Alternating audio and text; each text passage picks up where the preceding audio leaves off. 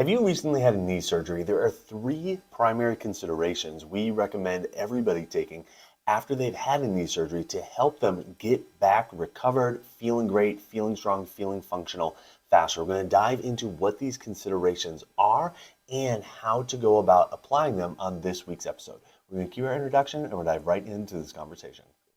Hey, welcome back, exercisers, to the Exercise is Health podcast, brought to you by Exercise for Life Studios, where we believe that your health is your most valuable asset, and the single best thing that you can do to both boost and protect this asset is exercise. Specifically, exercise is geared towards building the health and function of your muscles. We are your hosts, Charlie and Julie, and today we are diving into this topic of knee surgeries and what you need to consider during your recovery process for them. Now, knee surgeries can be all different types that we're talking about today, whether it's like a repaired ACL or a repaired meniscus, all the way to like a full knee replacement, okay? The thought process still applies that we're going to lay out today. The considerations still apply regardless of the type of knee surgery that you've had, because we're going to be talking about overarching principles, not necessarily specifics of each surgery, but overarching principles that you can start to apply, that you can start to kind of view your recovery process through to help you recover faster. Yeah, we want to talk about this today because having a surgery is in some people's mind like a fix to an issue, but we know that it doesn't fix all the issues, and that now you're going to be living with this new type of knee or this, surgically repaired or manipulated knee, and the things that you need to know going into, living your life and living your most active life with this new situation. We're going to be looking at how you can change your exercise and what muscles you should be thinking about strengthening as you venture into this new, knee life that you have going for you. Absolutely. And so let me just kind of start with like a quick disclaimer. Like, we're not saying you need to override your physician or your physical therapist or whoever you're working with to help guide you with your recovery. We're not saying you need to override their recommendations or anything else. We're just providing a perspective that we have seen. Again, we have over 25 years of combined experience of, working, helping people, after they have surgery, after they've been cleared by their physical therapist, they're still trying to get back into their regular life, get back into exercise. And these are the considerations that we take across the board when somebody has had a knee surgery. So again, there's no like guarantee that, following these recommendations will definitely get you XYZ result. We're not saying that. And we're certainly not saying like override anything that your current medical staff, your medical team is telling you to do, but we're just sharing our perspective of what we have gleaned, again, with over 25 years of combined experience, helping people, after they have a surgery with their knee, getting them back to, again, feeling strong, feeling like they're able to do the things they want to do in their life relatively symptom-free. Okay, so the first consideration that we need to take is what muscle issues were present before you had the surgery that contributed to needing the surgery in the first place. And these can show up in a couple of different ways. Like sometimes there's a non-contact injury, like, you land from a jump and you tear your ACL. And it's like, you didn't get hit, you didn't get in an accident or anything like that. It was a non-contact injury, but in that scenario, the forces were too much for your body. They were too much for your system. And because of that, there was an injury. You got it surgically repaired. So it's like, okay, what muscle issues were present before that injury that put your body in a position where the landing from the jump was just too much force for your body, was too much force for your knee, ended up leading to an injury. So that's the first thing that we need to consider is like, okay, what issues were present? Now, the other way this plays out is also with surgeries that are addressing something that has been developing over a longer period of time, namely arthritis, okay? So with a partial or full knee replacement, the question still is, okay, what issues from a muscle perspective were present prior to the surgery that ultimately led to the development of arthritis, over the course of decades. And so really kind of exploring that, trying to figure out, okay, yeah, we know that the knee is where the surgery was, but what muscle issues throughout your system were present that ultimately required the surgery to be necessary? So you might have just listened to what Charlie said and you're like, hold up. didn't have a muscle issue. Let's recap. I've got a joint issue, right? I landed funny, and that's what led to my need for a joint knee surgery. Or years and years. It's called wear and tear, Julie and Charlie. That's what happens to the joint over time. And we do know that the joint can have physical issues happen to it. That's why a surgeon has, even the ability to do surgery on your knee. But we also know that you never have a joint issue developing in a very short term, like you landed funny or you stepped off a curb funny, or over the long term, like you developed arthritis in your knee, without there being a muscle issue. So they always go together. And when you surgically repair a joint, like your knee, that's fine, but we also have to think back to, now I also need to make this environment that created the need for the knee surgery better, right? So if there's muscles, and we'll review these again, but if there's muscles in your body that are failing you, they're too weak, they're inhibited, they're not functioning properly, you haven't taken care of them for years and years, or maybe you're trying to take care of them, they're just not at a high enough tolerance level, and it led to some structural knee issues that needed you to get surgery, it also always means that there is muscle weakness, muscle inhibition, muscle issues present.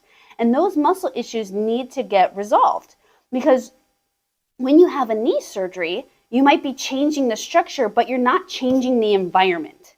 Okay, so it's almost like saying, hey, I got brand new tires and my tires wore out because my car always pulls to the right.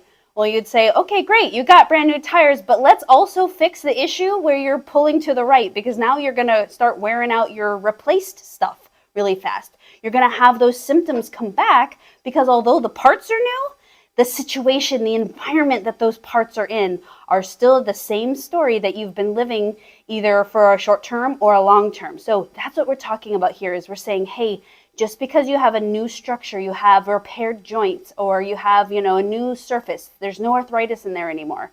The muscles that control that joint still need to be addressed, because it's the muscle system that has led to a poor environment, a poor functioning environment for the knee for many years, or short term if that's your case. But it still needs to be addressed whether you after you have your surgery. Julie, I really like that analogy of, okay, you can replace the tires, but unless you actually fix the reason why the car is pulling to the right, whether it be the alignment or your driving skill, guess what? You're going to need to replace those new tires sooner rather than later. So well done with that. All right, so that's consideration number one. What muscle issues were present to begin with that contributed to needing the surgery in the first place, okay? Consideration number two is what muscle issues were created because of the surgery, all right? How was the surgery performed? Were, any tendons needed to be cut, or was any muscles needed to be disrupted in order to perform the surgery successfully, okay? So thinking about not just what was present before the surgery, but actually, the surgery itself is a trauma. That's why you have to recover from it. You're not just recovering from the injury, you're recovering from the injury of the surgery, all right? And so what muscle issues were created because of the surgery, that's another consideration that needs to be taken. Oftentimes, these tend to be very local to, the surgical site. So when we're talking about the knee, often this is very specific to the knee itself, whereas other groups of muscles for other considerations aren't necessarily local to the knee, and we're going to get to that. But just with this one, it's okay, cool. What areas were disrupted within your body during the surgical process because of the surgery? Now, even standard of care, the best surgeon will still have to change muscles. Will still have to, traumatize the muscles, because they have to get to the joint, and every joint has muscles crossing it, going in front of it, side of it. There's only one way to get into the joints that need to be changed, and that is either by cutting or pulling aside muscles, and that is very intense. That is very damaging, potentially damaging to muscles, even when doing surgery in the proper, appropriate way. So even if your surgeon says, hey, it looks amazing in there, it was great, well, the thing is that they still had to push muscles aside, maybe cut some, and so we still have that recovery of what trauma happened to my knee and the muscles that control my knee and keep my knee safe for this surgery to just take place. So we're thinking about step one, what was there before, and then step two, what was created to try to fix the structure during the surgery. Exactly. And then consideration number 3 is what muscle issues have developed since the surgery. Okay. Have you not been able to put any weight on that knee? And so you're completely overloading, the other leg, the other hip, the other ankle, the other knee. Are you having to walk funny, and so you are stressing out your trunk, your torso, in order to try to, walk from one place to the next, right? What compensations, what muscle issues are developing or have developed since the surgery because of needing to compensate around essentially the healing area or the injury that took place due to the surgery? That's right. I never had a knee surgery, but I did have an ankle surgery. And for many months, I was moving around with, an immobile ankle. And that puts a lot of stress on other areas of the body. That happens to every joint, including the knee. If you are immobilizing, even for a good reason, let's say I'm healing from surgery, I should let this thing heal. We agree. But that doesn't mean that it doesn't tax the other areas of your body. And so it's important that we're not only thinking about point number 1 and point number 2, but we're also thinking about, hey, while I'm doing my best to recover, other areas of my body, they have to take over, they have to work harder, especially if you're still being mobile and moving around, which is probably the best situation anyways. But there is compensation that has to happen so that area can heal. And that also does create a lot of muscle imbalances. It creates a lot of muscle inhibition. It creates a lot of muscle weakness. And it creates a lot of over fatigue in other areas that can also then lead to compensation and muscle inhibition. For sure. The point that I'll add on to this is if the surgery was necessary because of a kind of long-term degeneration, such as you had arthritis and so you got the joint replaced, you also have to think about the compensations that were taking place elsewhere in the body during that whole degenerative process. I think one of the most common things that I hear is when I have a client come in post, let's say knee replacement, they're like, okay, this knee that I just had replaced, there's work to do there, but wow, do I feel my other side now because of how hard my other leg, my other side of my body was having to work in order to support this knee, in order to compensate around this knee. So that's really a third big area of consideration that we need to take when working with somebody after a knee surgery, and that we would recommend you thinking about if you recently had or are recovering from at some point in your life a knee surgery, and think about, okay, what do I need to make sure I'm doing in order to get myself back to 100% optimal. But here's the thing, is the areas of your body that have been affected, they're not just local to the knee. Yes, there's clearly going to be muscle issues around the knee, the quadriceps, the hamstrings, everything like that, okay? But there's going to be muscle issues throughout your entire system as well. There's kind of 4 big areas that we really see affected when somebody has a knee surgery. Yes, the knee is the first one, but the hips are a really, really big one as well, okay? The hips can provide a lot of motion and a lot of compensation for the knee when it's not functioning well.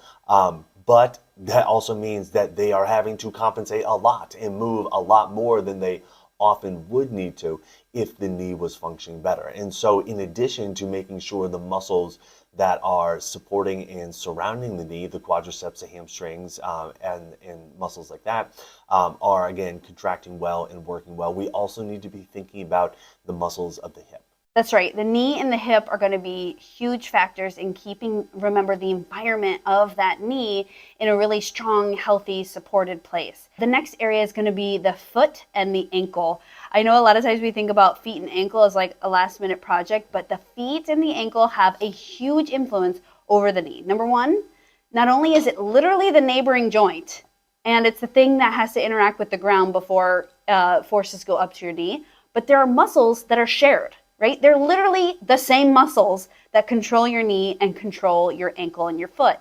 And so it's important that you keep your feet and your ankles really mobile, strong, functioning well. And this is also an area of high dysfunction on people. This is like one of the number one places where when people come to see an MAT specialist, they're like, I didn't know I was going to be working on my feet. I'm like, well, there is a lot of dysfunction down here, and we see it really affecting in a positive way when we start strengthening the area, start getting it better connected to the brain and nervous system, that it's really impacting in a positive way up the chain, because again, the feet are the place that hit the ground first. They are like start of the chain reaction up the chain of your body. And the last area is going to be the low back, the core, the trunk, okay? The muscles that help to support your spine, that help to move your spine, both on the back side that we typically think of, as well as kind of on the front side, the abs, the obliques, the transverse abdominis, everything like that. But the entire, subset of muscles or group of muscles that live above your hips, in your core, those muscles can really start to pick up a lot of stress and have to compensate a lot to help out the hips. And when the hips are having to work really hard to help out the knees, guess what? The hips get stressed out and they need some help too. We start to pick up more stress and everything through our low back, through our core. Those muscles can start to get stressed out. There's also a very strong relationship between the spine and the feet. And so if the feet are having to compensate a lot, the feet and the ankles for the knee, that can also cause the spine to have to try to pick up more slack for the feet that may be getting stressed out and overworked. So that's kind of the fourth big area that we need to think about when somebody is trying to recover from their knee surgery. Again, it's not just specific to the knee. Yes, the local knee muscles will definitely need to be addressed, but also thinking about the hips, the feet and ankles, and then finally the core and back area. So how do we go about doing this? The first step is to get the system assessed, get the person's body assessed using muscle activation techniques. Really identify where within somebody's body they're having muscles that aren't working as they're supposed to work. Yes, we can throw blatant terms out there like quadriceps and hamstrings, or knee muscles or hip muscles or stuff like that, but specifically which of the muscles are not working well. With the MAT process, we are able to identify which of those muscles are not working well and specifically address those muscles that are not working well. And so that really is, for us, step one of helping to get somebody's system functioning better. That's right. And it is almost hands down almost a for sure thing that we're going to find a lot of muscle inhibition surrounding the knee and living in these four areas of the knees, the hips, the feet, and the back and core, because just by having a knee surgery, it is one of the big red flags that will show that you either had muscle inhibition in your body leading to wear and tear on this joint, meaning principle number one, like what muscle issues were sitting there leading to having this knee be really vulnerable to wear and tear. Step two, whether you got muscle inhibition from muscles getting sliced through, pushed to the side, moved over. That's not a normal thing for muscles to go through. That is, again, a trauma just from the surgery. And then it could also come from the third one, where you are compensating, you're moving in an intentionally funky way to let your surgical area repair. But these all three principles, especially when you're having knee issues, are big red flags showing us that your muscle system is getting taxed and stressed out to the max. And we know that that leads to a lot of muscle inhibition. And it's just your body's way of protecting the area. It's just we don't want that protection there very long. We want to help your body recover and get back to normal and ideally better function than pre-surgery. Exactly. Okay, so once we are able to identify and address the muscles that aren't working well using the MAT process, then we can start to progress into strengthening them in more traditional manners with strength training, weightlifting, everything like that, but really utilizing the 4 exercise for life principles. As a reminder, those 4 exercise for life principles, number 1 is staying within your full symptom-free, stretch-free range of motion. No pain, no pinching, no popping, no stretching while you're doing the exercise, completely symptom-free. Number 2 is to control your moving and non-moving segments, or really locking in what areas of your body you want to move and what areas of your body you don't want to move, and be very strict with that the entire time you're doing the exercise. Number 3 is to move slowly while you're doing the exercise. And number 4 is to focus on the muscle squeeze. By applying those 4 exercise for life principles with the strength training, we find that not only does the strength training have a huge positive effect for the strength and function of people's muscles and people's health overall, but it negates so many of the potential negative effects that a lot of people experience when they try strength training, when they try lifting weights on their own, such as soreness, achiness, or unfortunately, a lot of people do experience injury. So those 4 Exercise for Life principles help to negate that. First, preparing the body to exercise through the MAT process, preparing the body to do strength training through the MAT process, and then actually carrying out the strength training utilizing the 4 Exercise for Life principles. Getting your body back to normal and ideally better function after knee surgery is going to require, number one, looking at what muscles contributed to this issue in the first place because they're always there. Looking at what muscles are now contributing because they've been surgically manipulated or they were having to be pushed to the side to do the surgery. And the last thing is what muscles are you now overusing and compensating to allow this surgical area to repair. We want to be thinking about it in 2 ways, making sure the muscles can fire and are ready to function using the muscle activation techniques process, and then step 2, incorporating safe, productive strength training for the 4 areas of the knees, the hips, the feet, and the low back and core. And using the 4 Exercise for Life principles is going to be a great way to ensure that you're not overdoing it and you're really pushing your body in the right direction. So if you'd like to get your body assessed with MAT to figure out where within your system you have muscles that aren't contracting well and get those muscles working better, all you have to do to get on our schedules is go to www.matschaumburg.com. There's a big green button that says Get Started. You just click that. You can see our availability, and then you can schedule yourself for your initial MAT consultation and assessment. And if you would like our help with implementing the 4 Exercise for Life principles into your workouts, that's exactly what we teach you to do within the Exercise for Life membership. You can get started today for free for the next 30 days by going to www.exerciseforlifestudios.com. So who do you know that needs to hear this episode? Who do you know that is coming off of a knee surgery or is maybe preparing to have a knee surgery? They can see that one is, going to be in the future for them. Share this episode with them so they can start thinking about the considerations that they can take with their recovery process to make sure that the muscles that not only help to support their knee, but help to support the rest of their body are functioning well, are strong, and are able to help them recover as quickly as possible.